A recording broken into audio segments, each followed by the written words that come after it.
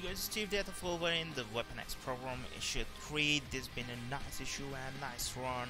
I have read it after the death of Wolverine. I like the Logan Legacy also, but I like it, this Weapon X program, more than that.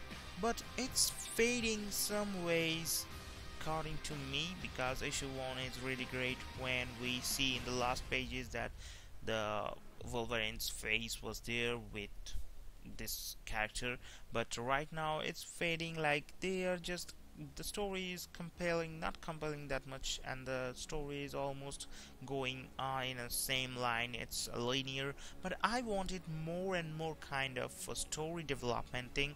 So hope you guys will enjoy this one, because everyone's point of view is different. My point of view is different. I expected too much actually from this one, but when I read this issue 3, sometimes I really gain back to that stage that I will like it, because the conversation and the look backs, kind of flashback kind of things, it feels like movie sometimes.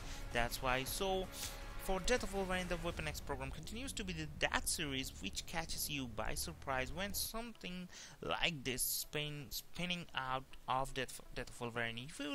You wouldn't be expect to be able to stand on its own 2 feet the way it does. From the minute this series began, this story became its own thing, and more about these characters than what happened to Wolverine. As much as you would anticipate action when picking up a little like this, Death of Wolverine, the Weapon X program stands out more for the fact that it is all about diving into that makes these characters tick.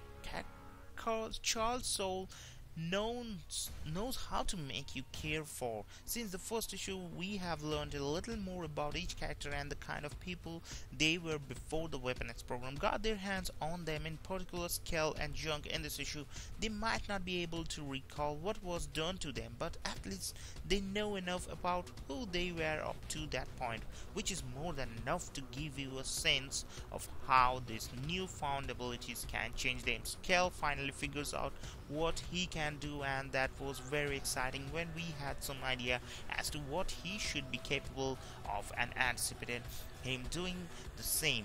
The emphasis on how they can't go back to their normal lives is good to point out. They don't know who they are going up against, and everyone who is itching to contact someone they know is liability.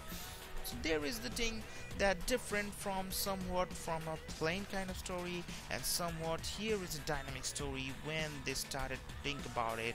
On the last issue, I didn't find that much of dynamic things. That was really static, but here when they introduced a SABRETOOTH, that was really pretty much exciting. Adrenaline rush over there, because we are expecting and we are experiencing new kind of things in this run, because it's kind of a recap when we remind that SABRETOOTH is really connected with Wolverine, and here we go, we got SABRETOOTH.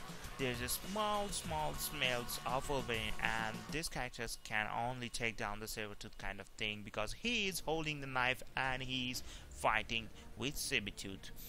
These fighting scenes are really pretty much great, because the whole story that we have to admit, the thing that is the paintings and the whole sketches, the artwork is really great. Answers from SABRETOOTH is helpful, though someone who can actually keep them safe legally is probably safer. With that said, their confrontation with SABRETOOTH was great.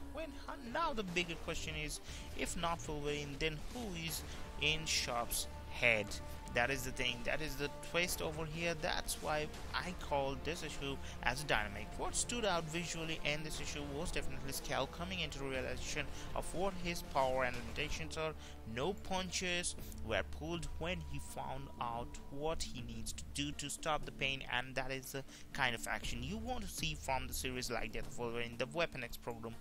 Here is almost the end. Beyond this, everything else is fairly consistent aside from the distinguishing features that separate past from present when showing who Skull and Junk were before they were taken. So Death of Wolverine Weapon X program 3 issue is really dynamic and you should buy it. Hope you guys have enjoyed this.